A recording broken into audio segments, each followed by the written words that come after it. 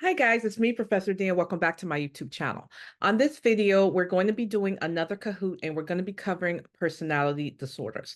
Now, before we get started, I have to do some housekeeping. First and foremost, thank you to everyone who's been wishing me a wonderful vacation. I've really been enjoying myself. But we have an issue. We have an issue because I'm not supposed to be here because I'm still on vacation, but you guys pulled me out. Why?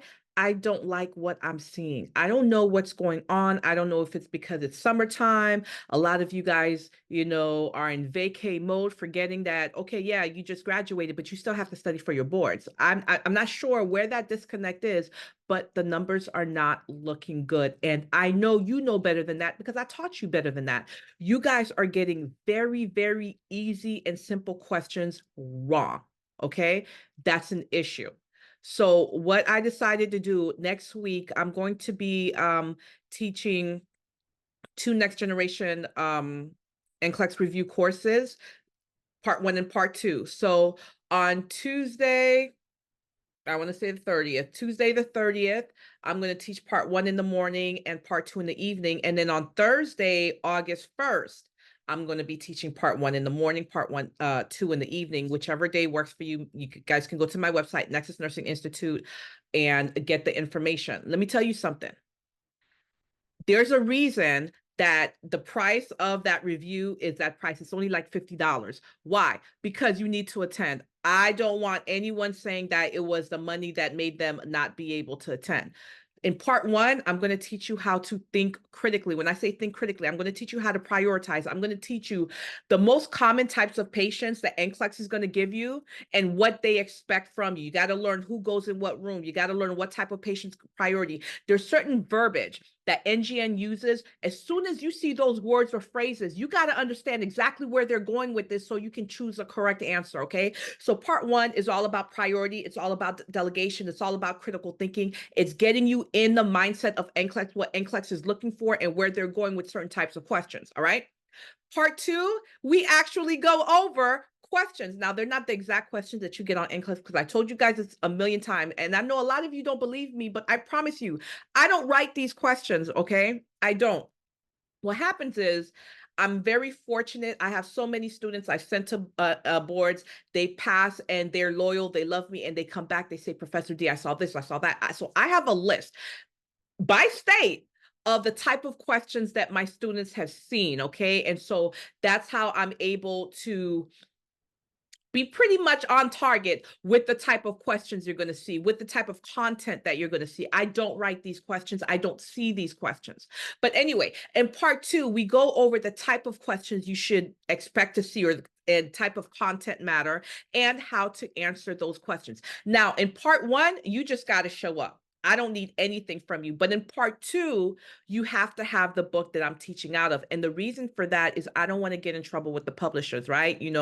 They have their own thing going on. I cannot share that book with you. So you have to have the book that I'm using to be able to go over the questions that I'm going to be covering. If not, you're going to go in blind because I'm going to be going over the question and answers, but it won't make that much sense to you if you don't actually have it in front of you. And of course, you're going to want to take notes because there are going to be some very important things I'm going to tell you because in the book, the question is going to come one way, but I'll explain to you on NCLEX, it's most likely you'll see this question, but this is how it's going to be worded. This is what you're going to need to do. Do you understand what I'm saying? So make sure you read the description for part two and get that exact book that I'm going to be using. I don't care where you get it from. You could go to Amazon, whatever, just have that book for part two. For part one, all you need is a piece of paper and a pen to be able to take notes because I'm going to be talking. In both parts, part one and part two, I'm going to make sure that I leave enough time at the beginning and the end. If you have a question, you want to talk to me about something, you want to pick my brain real quick, we're going to have, discussion before and after. It's going to be a very relaxed atmosphere. It's going to be via Zoom. But guys, like I said, I think it's only like $50 for a review. There's a reason for that.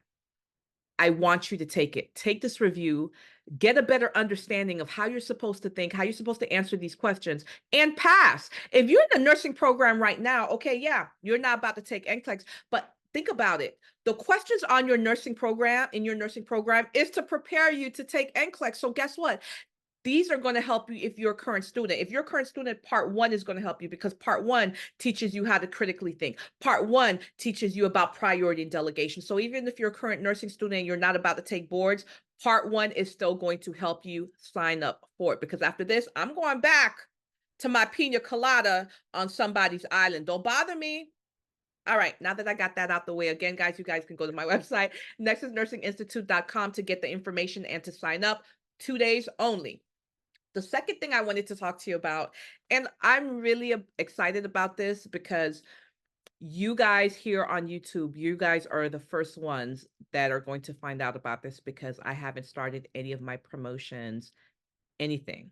But my company, Nexus Nursing, very soon we're going to be offering NCLEX review questions to practice. Okay, it's going to be a whole test bank of just the most important types of questions and content for you to practice to prepare for NCLEX. All right. So what I'm going to do, I'm going to give away 50 free memberships, 25 for LPN/LVN students, and 25 for RN students. And so the campaign, how this is going to work, and there's going to be more details later, because literally I don't even have this on my website yet, but I'm just giving you a heads up. Basically, I'm going to do a video about this, and you either have to do a stitch on my video that I make, or do it, or you can make your own video, but just tag me. You have to tag Nexus Nursing in the video, and basically it has to be a video under 2 minutes. You don't have to say your name, but just say what state you're from, and say how I, Professor D, my company Nexus Nursing, how we helped you in your academic career. What did I do, or what did the company do to change the trajectory of your career? And when I say career, your academic career, your nursing journey, I should say. And so that, and also how would a membership to this new program, how would that help you? How would that help you pass your board? So something real quick, I'm going to be watching every single video, every single duet, every single stitch. And my team and I, we will choose 50 people to win a free membership. So you're going to have access to these questions. And not only that, once a week, I'll meet with you to go over your progress, to go over any questions that you may have, to really help basically hold your hand and guide you until you go take your boards. And I want to see that those letters behind your last name. I want you to get that license. So I think this is an awesome campaign that's going to be run within the next couple of weeks. So look out for that. But you guys are the first ones to even know that this is even happening. And there's a reason for that. Here on YouTube, this is where I first started. Okay, this was my first platform. You guys were the first ones to ever support me. And I cannot tell you how much I appreciate you and I love you from the bottom of my heart. So if you are a nursing student, or you just graduated, or you know somebody that needs my services, let them know about this. Let them know to watch out for my video that's going to be coming out in a couple weeks for this campaign. But I'm giving you the heads up so you can already start thinking about what you're going to do to win that membership. Go ahead and let them know, and watch out for it. Information is going to be coming within the next couple weeks on my website, as well as my other social media platforms, such as TikTok, Instagram, Facebook, and of course, right here on YouTube. All right, guys, lots of exciting things coming up. I think I've talked enough. So without any further ado, let's get started.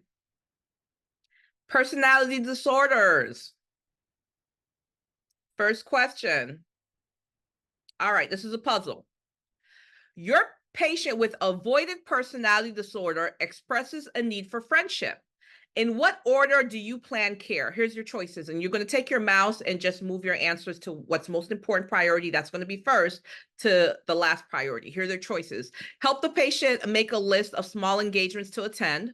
Teach social skills and anxiety management. Discuss his or her self-esteem, fears, anxiety, and ask the patient to come with you and join in on one of the engagements. So this patient has avoidant personality disorder. In what order are you going to do these nursing interventions for a patient with avoidant personality disorder? What do you think?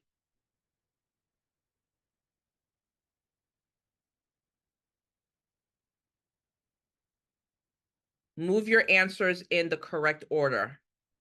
first priority to last.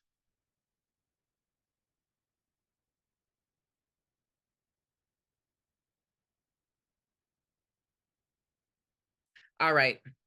Wow, only 29 of you guys got this correct. Let's talk about this. First and foremost, let's talk about what avoidant personality disorder. It's in the name, avoidant. They avoid people. They avoid social interaction. But what's so important is not even the fact that they avoid social interaction, it's why. That's what the key is. Why are they avoiding social interaction? And the reason is they have an intense fear of rejection and humiliation. They have an illogical fear, an irrational fear of being humiliated by other people. So they will not go out into a public setting because they're so scared of being rejected. So they are socially inhibited, right? What are your nursing interventions going to be in this order?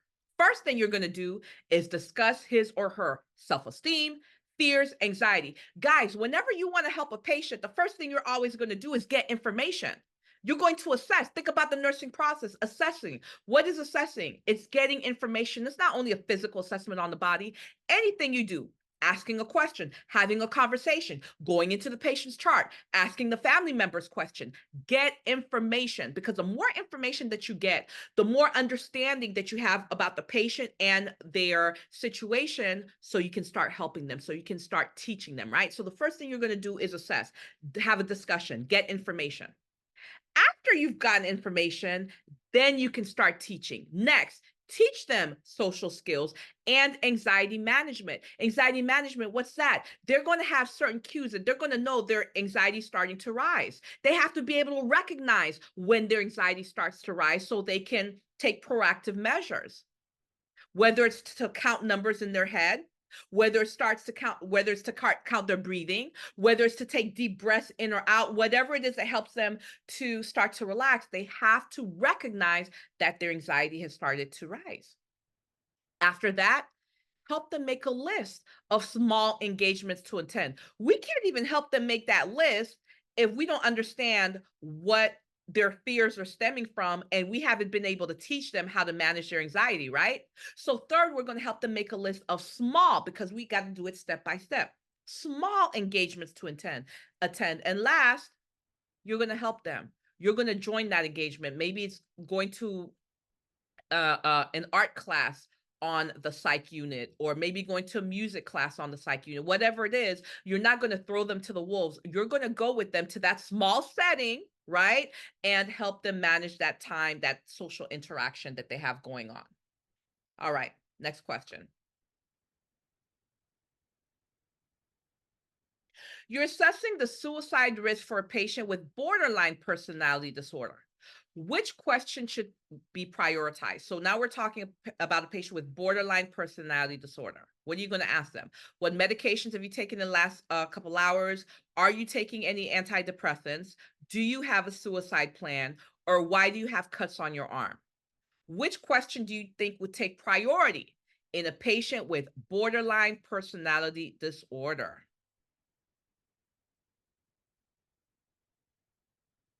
You guys are doing great on the live. If you are unable to join, just type your answer in. Very good. Do you have a suicide plan? So let's talk about that patient with borderline personality disorder. These type of patients have extreme mood swings and they cannot control their behaviors.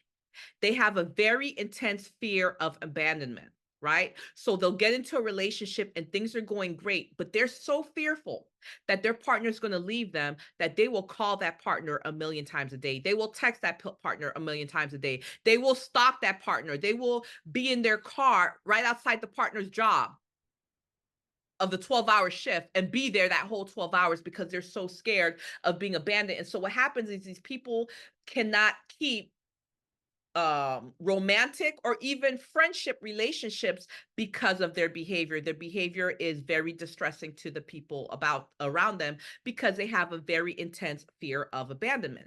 Now, the people with borderline personality disorder, there is a very high risk of death in them and suicide, but I want to explain to you what I mean when I say suicide, because legally, yeah, it's going to be determined as suicide, but it's important to understand how. Let me explain to you. So remember how I told you the person with borderline personality disorder, they have intense fear of being abandoned? Well, along with that intense fear of being abandoned, there's a lot of manipulation that's happening. They will do every and anything to keep that person in their lives, which includes suicidal gestures. And what do I mean by gestures? They're not really trying to commit suicide. They just need that attention that comes with it so the person won't leave them. But here's what happens. Sometimes they won't time it correctly. So let's say that person is on the unit and they know every day at 2 p.m., the loved one, the husband, the wife, the daughter, the best friend comes to visit, right? And they're so afraid of this person that they love. They're so afraid of that person just being tired of them. They're tired of the shenanigans. They're going to leave them alone. And so what they'll do is they'll have a suicidal gesture. So they'll hang themselves or take a whole bunch of pills, but they've timed it. They know what time the nurse is going to come check on them. They know what time the family member is going to come check on them. And so they'll be sprawled out, emergency measures will be taken. The person's going to feel guilty and they won't leave them.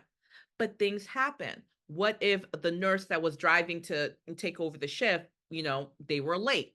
Nurses giving the other nurse report, the handover took longer than expected. Something happened that the loved one could not come visit in that expected time frame.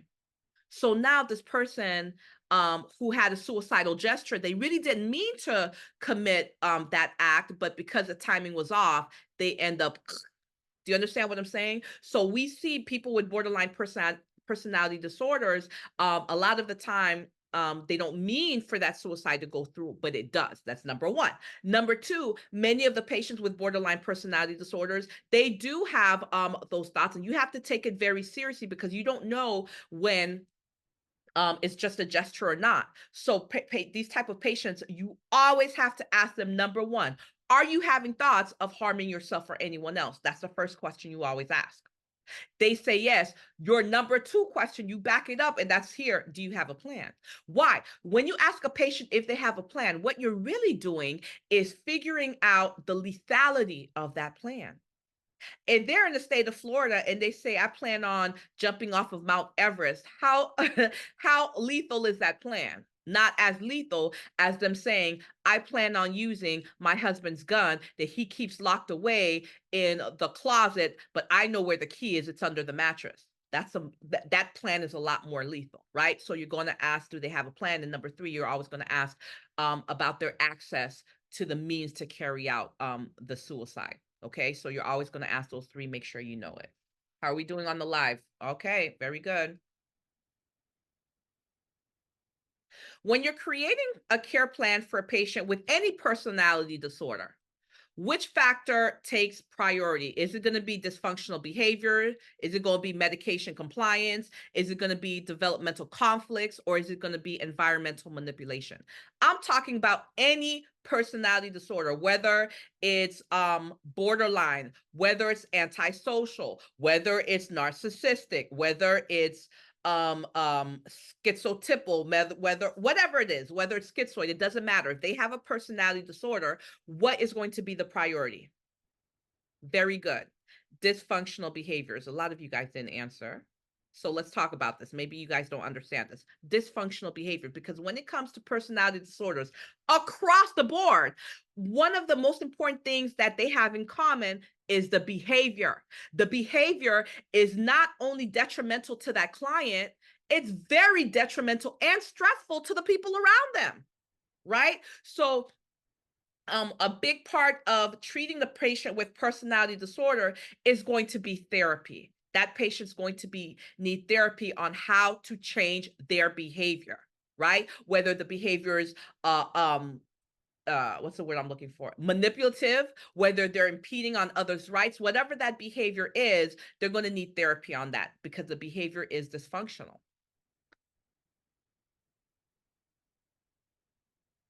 All right, how should you approach your patient with paranoid personality disorder? So the patient has paranoid personality disorder. How would you approach them? Is it authoritatively, parentally, matter of factly? That's not a word, matter of factly, but matter of fact, or controllingly? Is controllingly a word as well? I don't know. But anyway, how are you going to approach this type of patient if they're paranoid? Authoritative, parental, matter of fact, or controlling?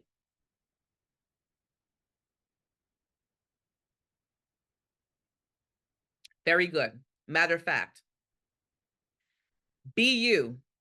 Be sincere, because they can sniff BS from a mile away and they're already paranoid, right? So you can be sincere and they still don't trust you. So you're going to be very matter of fact. Don't put on a fake smile.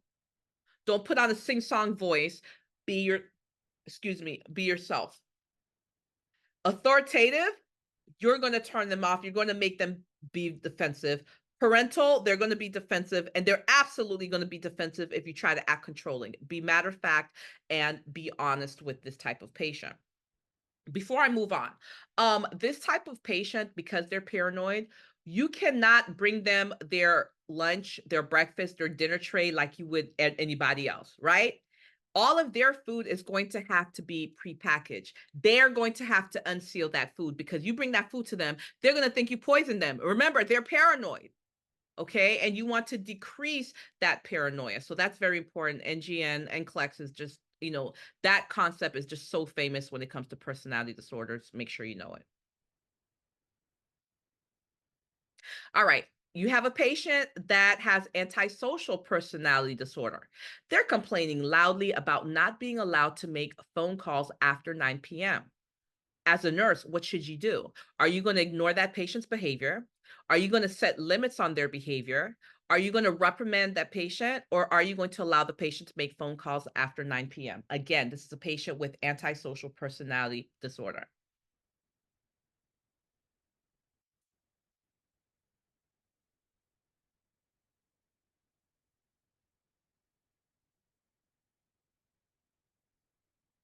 Very good. You are going to set limits on the behavior. Let me talk to you guys about antisocial, because I see this all the time. People use this diagnosis in the wrong way. Okay, antisocial is not what you think it is. You know how people are like, oh, I'm just antisocial. I don't like being around people. That's not what the true diagnosis is. The person with antisocial personality disorder, they love people. They love social settings. Why? They are social chameleons. They are con artists, right?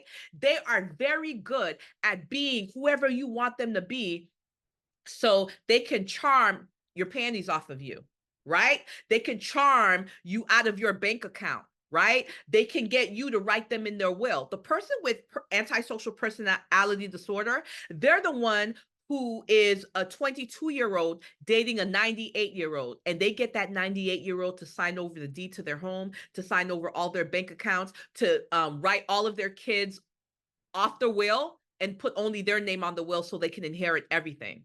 They are con artists. They are social chameleons. They know how to read people. So they're social butterflies.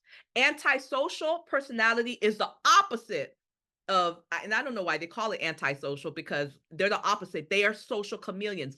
They love people because they know how to work people, and they will lie, they will scheme to do whatever they have to do to get whatever it is that they want from you. And here's the thing, they don't see anything wrong with their behavior, because they see it as your fault. Well, if you let me scam you, it's your fault. You wanted me to scam you.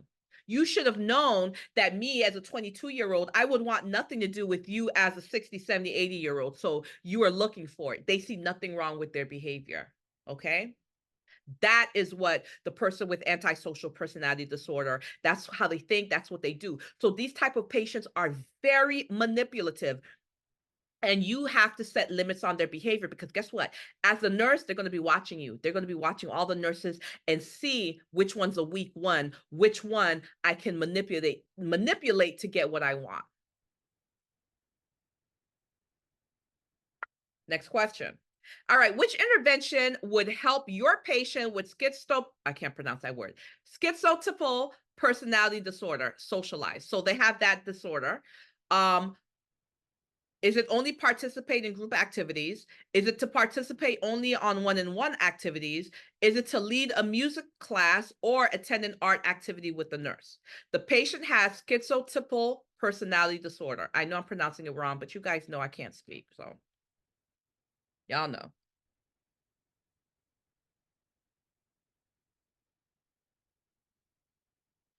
Wow, only 17 of you guys got it correct. Attend an art activity with the nurse. Let's talk about this. So this diagnosis right here that I can't pronounce, schizotypal, right? This personality disorder is like, you see how it starts with schizophrenia? It's like schizophrenia, except the episodes are less frequent and less severe.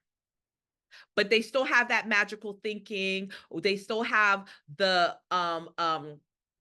portions of psychotic behavior where they're out of touch with reality. They may see or hear things that do not exist, right? But this type of personality disorder, again, is not as severe and it happens less frequently than we see in schizophrenia.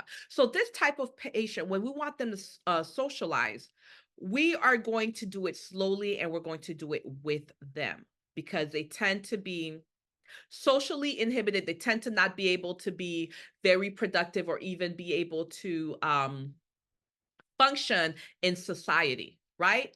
And let's talk about the other choices that you guys chose.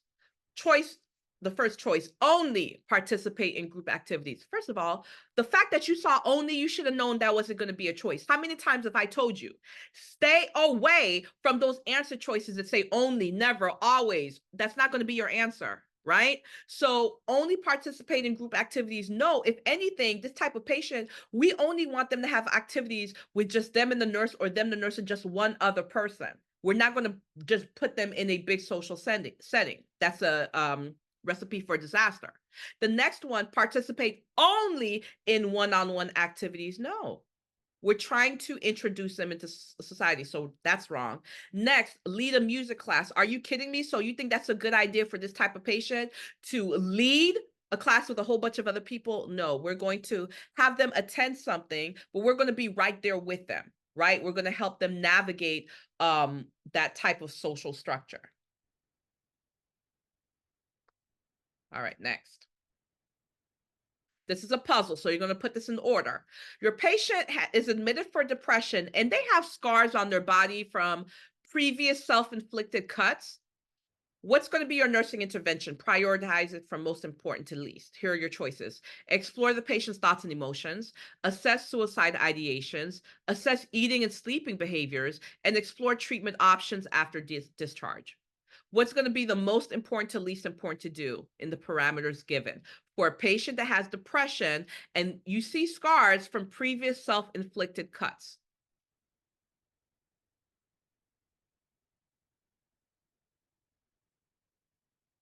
Guys, on the live, you're only giving me one answer. You have to put it in order.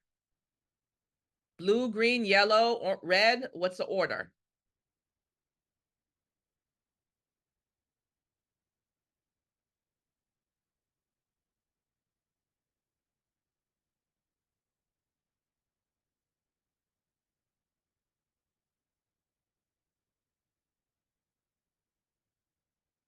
Okay, let's talk about this. Well, 21 of you guys got it correct. The first thing you're going to do is assess. That is always the first thing you do. You always get information from the patient. You want to assess. So this is kind of tricky because we have two answers that start with assess. So Professor D, how do I answer this correctly? How do I know which assess to choose first? Let me tell you this. Every single time that you have to prioritize, you have to say to yourself, what's most important? What's going to kill my patient the fastest? Because that's going to be my priority. Or what's going to keep them alive the longest?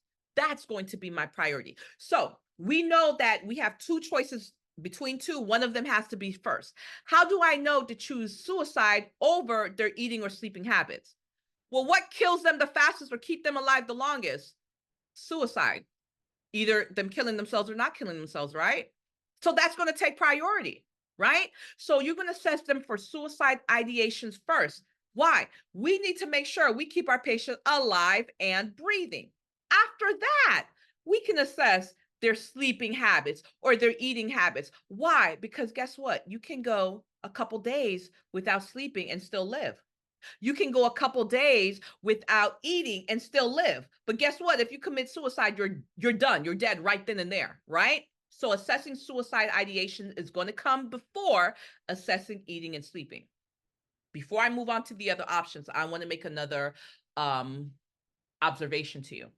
If you ever get a question like this, except your choices are between nutrition and fluid and electrolyte, your answer is always going to be fluid and electrolyte. Let me explain to you why. You can go days, maybe even weeks without eating. You can only go a couple days without drinking, right?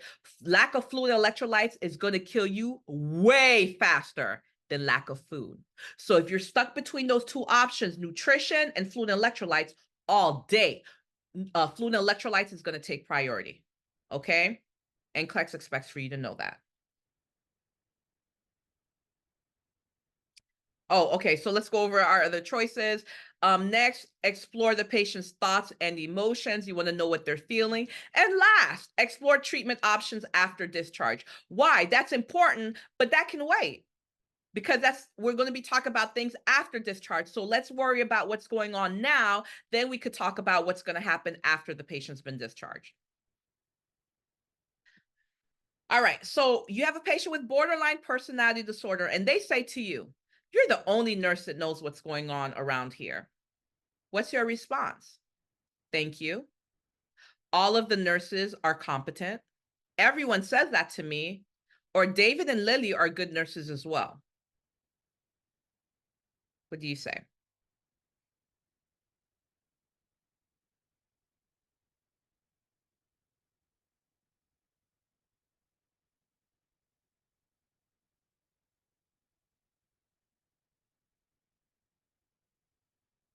Very good. All of the nurses are competent.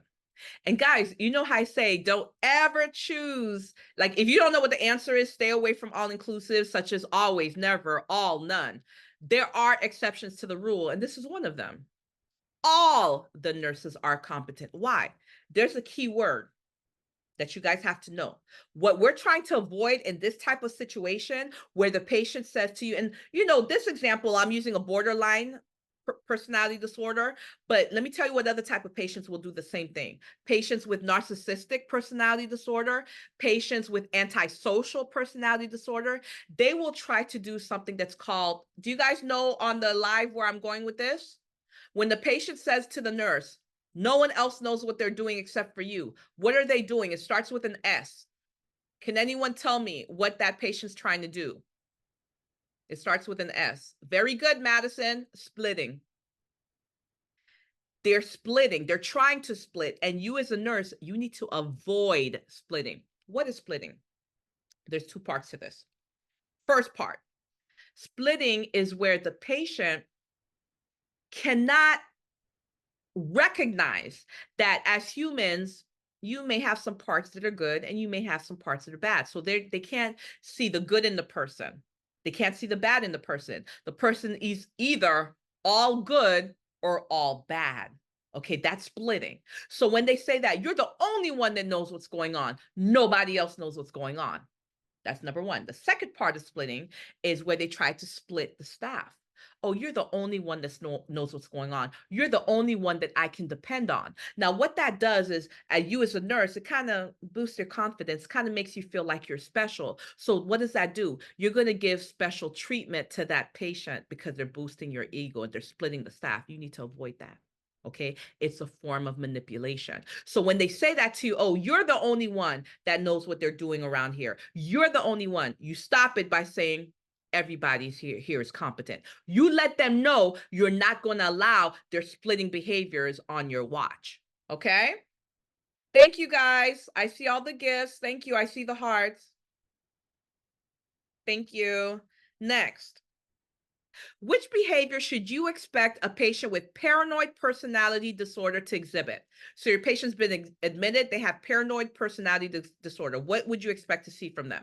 Ability to trust others who treat them well. They readily see the good in each other. They exhibit reaction formation, or they try to find threatening meaning in normal conversations. What do you think?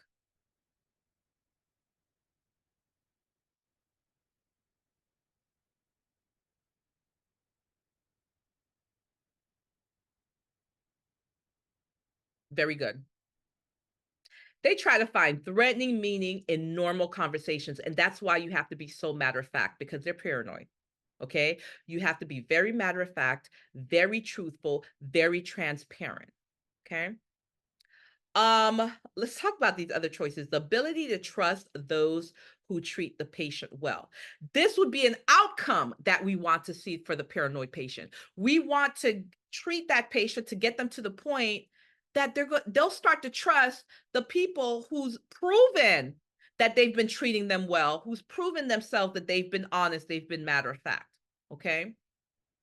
Readily being able to see the good in each other. Again, that's something that we would want to see in the patient with paranoid personality disorder. That would be an outcome, but that would not be a symptom of the disorder. That would not be a clinical manifestation of the disorder. That would be an outcome that we would want to see. Okay. And exhibiting reaction formation. Reaction formation, this is a term that you need to know in psych. And basically, it's where the patient acts the opposite of how they really feel.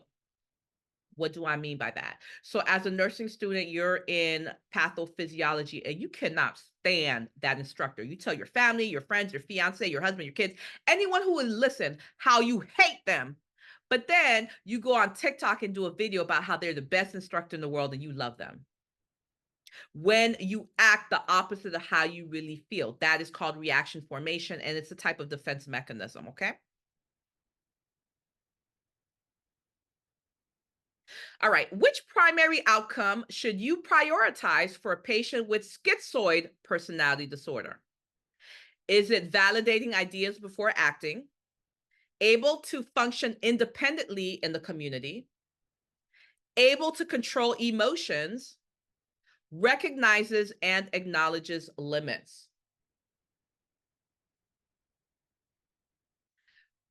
What would be a primary outcome that we would like to see in that patient that had schizoid personality disorder?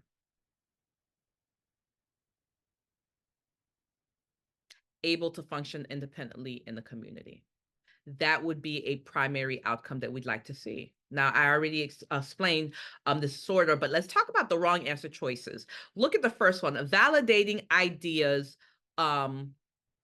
before acting. That would be a patient with paranoid personality disorder. They have this idea in their head that you're trying to poison them confronting that idea and saying to themselves, okay, this nurse has been kind to me for the past couple of weeks. They've never done anything to harm me. Is this a valid idea? So that would be an outcome for a person that is paranoid. Able to control emotions. That would be an outcome for a patient with borderline personality disorder, right? They will feel like their partner's leaving them and they'll start screaming or they'll start stalking or they'll start texting or they'll start calling, whatever that behavior is that's annoying to people around them. So them being able to control their emotions, that's something for, like I said, someone with borderline personality disorder. How about recognizing and acknowledging limits? That would be someone with antisocial personality disorder. Because remember, the patient with antisocial personality disorder, they don't have any limits. They don't have personal limits. If they can get money or sex or whatever it is they want, they will do whatever that they have to do, including breaking rules, violating the law, right? So an outcome of a patient being able to recognize that there are limits and acknowledging the limits, that would be someone with antisocial personality disorder. Because a patient with antisocial personality disorder, they will sit there and rationalize, they will sit there and justify their behavior because they don't see anything wrong with it. How are you guys doing on the live? You can't see the whole screen. I'm so sorry. If I put it any closer, let me try and put it closer for you guys. It's going to cut off. That's the best I can do. You're welcome, Dashley. All right, next question. Select all that apply. Which should be a nursing intervention for your patient that has a personality disorder? So select all the applies. This is nursing interventions for a patient with a personality disorder. Here are your choices. Provide support and reassurance. Explore the positive self aspects. Ask closed-ended questions. Ask open-ended questions. Explore negative responses from others. Rephrase, reflect, and focus on patient statements. Which should be a nursing intervention with a patient with a personality disorder? And it doesn't matter which personality disorder. It doesn't matter if it's borderline, antisocial, schizotypal, narcissistic. If they have a personality disorder, what nursing intervention is important? Select all that apply. Move it back a bit. Okay.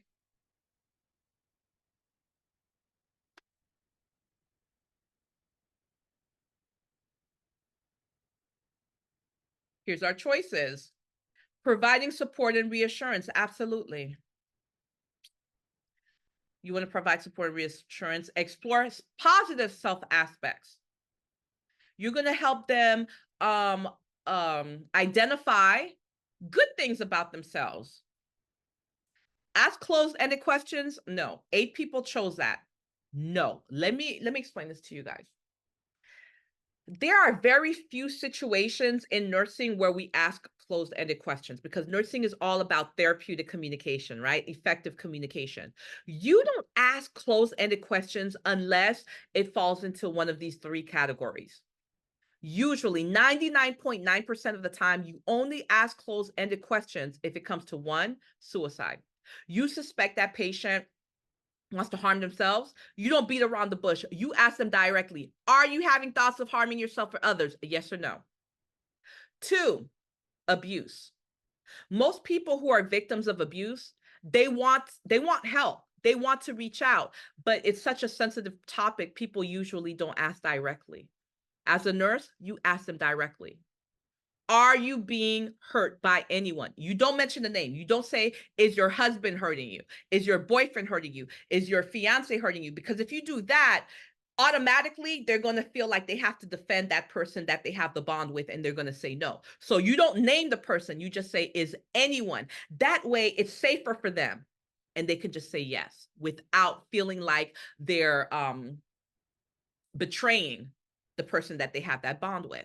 So suicide, abuse, and what's the third situation you ask close-ended? Oh, I know. A third situation is if you have to do a quick assessment. When would you have to do a quick assessment? Your patient has been rushed to the emergency room and they have significant burns. The patient's got to go to the operating room immediately. There's certain things you got to know before the patient goes into the OR. Have you had alcohol in the past 24 to 48 hours? We need to know that because we don't want them bleeding out on the table. Are you on any anticoagulants? We need to know that because we don't want them bleeding out on the table. So there are certain questions we got to know right away, right? We don't have time for you to sit there and explain. We're going to ask closed-ended questions. So those 3 situations are the type of situations where you're going to ask closed-ended questions. Other than that, we're going to ask open-ended questions. Why? We want the patient to explain. We want the patient to describe. We want to get into their mind and their thoughts of what they're going through. Next choice, ask open-ended questions. We love open-ended questions. Yes. Open-ended question is where the patient doesn't just say yes or no. They have to actually explain or describe. Next, explore negative responses from others. No. Negative responses from, remember I told you how patients with personality disorders, their behavior is very stressful to others around them. And so the others around them will get upset and tell them, you're annoying, you're this, you're that. Do you think we want to explore the mean things that people say about them? No, we're trying to build that patient up. So that's false. We want to address the behaviors, but not the mean comments of the people who are upset with the behaviors. Okay, there's a difference. And last, rephrase, reflect, focus on patient statements. Yeah, all of that is part of therapy. All of that is part of therapeutic communication. How are we doing on the live? Okay. All right, guys, a last question. Which ego defense mechanism would you expect the patient with antisocial personality disorder to exhibit? Would it be denial, reaction formation, sublimation, or rationalization? Your patient's got antisocial personality disorder. Which one do you think you would expect to see?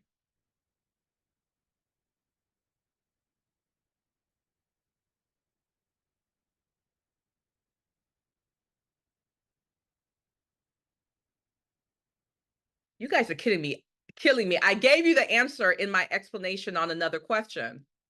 How did only 13 of you guys choose this when I told you about the person with antisocial personality disorder? How they are social chameleons, how they will sit there and justify and rationalize their behavior on why they're not wrong. Because they will say that the person deserved it. They will sit there and rationalize their behavior. Let's talk about the other options. Denial. Denial is a defense mechanism, and you guys know what that is. I love ID Network. I love watching Murder and Mayhem. Anything that had to do with that, I love watching. I used to love watching First 48. And you would see whenever the police officers have to notify the family of someone who's recently deceased, hey, your family member has just been murdered. What is the first reaction that you'll see? No, can't be. You have the wrong person. Are you sure? The first stage is denial. This can't be. They're trying to protect themselves, right? Next, reaction formation. I already explained what that is, where the patient behaves the opposite of how they really feel.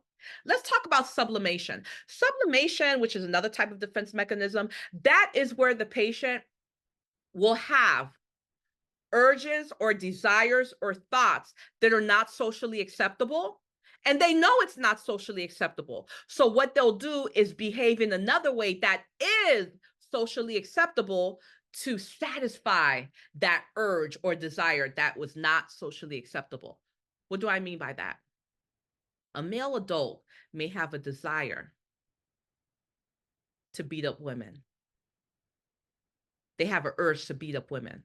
Well, we know that's not socially acceptable, right? We know it's not legally acceptable. So since they know that and they can't do that, what do? They become a self-defense instructor where they have the opportunity to box or fight with women. They may get a little too rough and just pretend, oh, I thought you can handle it, right?